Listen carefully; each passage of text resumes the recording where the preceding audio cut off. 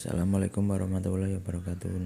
Perkenalkan, nama saya adalah Nobat Sania Hakim, kelas 12 IPS 3 nomor urut 5. Di sini saya mau menjelaskan pengertian globalisasi. Globalisasi adalah tersebar luasnya pengaruh ilmu pengetahuan dan kebudayaan yang ada di setiap penjuru dunia yang lain, sehingga tidak jelas lagi batas-batas yang jelas dari suatu negara. Sementara itu, istilah menurut ahli sosiologi Seloswe Marjan, globalisasi adalah suatu proses terbentuknya sistem organisasi dan komunikasi antar masyarakat di seluruh dunia. Tujuannya untuk mengikuti sistem dan kaidah-kaidah tertentu yang sama. Bidang yang mengalami gejala globalisasi: 1. Bidang iptek, 2. Bidang ekonomi, 3. Bidang politik, 4. Bidang agama, 5. Bidang budaya. Bidang iptek. Kemajuan ilmu pengetahuan selalu diikuti dengan kemajuan teknologi. Hal ini terbukti dengan banyaknya penemuan dalam bidang teknologi guna memenuhi kebutuhan hidup manusia dalam melakukan berbagai aktivitas sehari-hari. Berikut beberapa contoh penemuan dalam bidang iptek. 1. Penemuan telepon sebagai alat telekomunikasi yang membawa kemudahan bagi penggunanya. 2. Penemuan alat transportasi dari yang paling ringan sampai yang paling canggih. Misalnya penemuan sepeda dan andong sampai dengan penemuan pesawat terbang.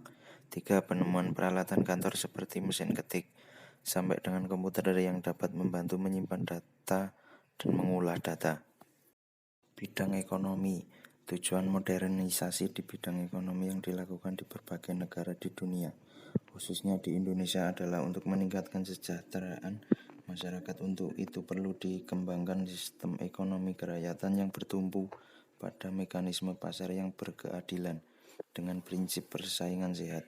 Upaya kehidupan ekonomi dapat mendukung globalisasi antara lain: globalisasi produksi, berdirinya perusahaan asing di berbagai negara; globalisasi pembiayaan investasi di berbagai negara; globalisasi tenaga kerja, kehadiran tenaga kerja. Bidang politik. Keberhasilan pembangunan politik makin menetapkan tatanan kehidupan politik dan kenegaraan yang berdasarkan demokrasi Pancasila.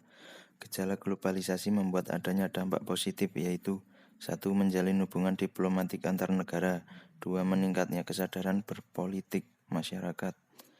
3. Berkembangnya organisasi dan sistem politik dalam negeri. Bidang agama. Masyarakat Indonesia dikatakan masyarakat yang religius karena warga masyarakatnya hidup dengan berpedoman pada kaidah-kaidah agama yang dijamin dan dikuatkan dalam UUD 1945 pasal 29 ayat 2 yang berbunyi, negara menjamin kemerdekaan tiap-tiap penduduk untuk memeluk agamanya masing-masing dan beribadat menurut agamanya dan kepercayaan itu. Globalisasi di bidang agama lebih terfokus pada pengaplikasian ajaran agama dan dalam konteks kekinian tanpa melanggar atau menabrak akidah-akidah agama.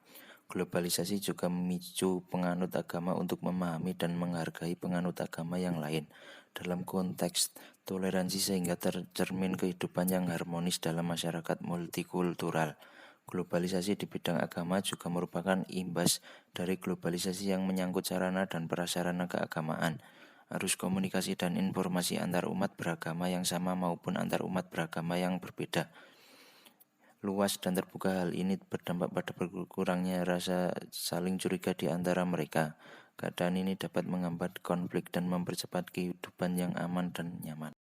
Bidang budaya. Proses perubahan sosial dari masyarakat yang bersifat tradisional menjadi masyarakat maju yang ditandai dengan adanya perubahan di segala bidang kehidupan.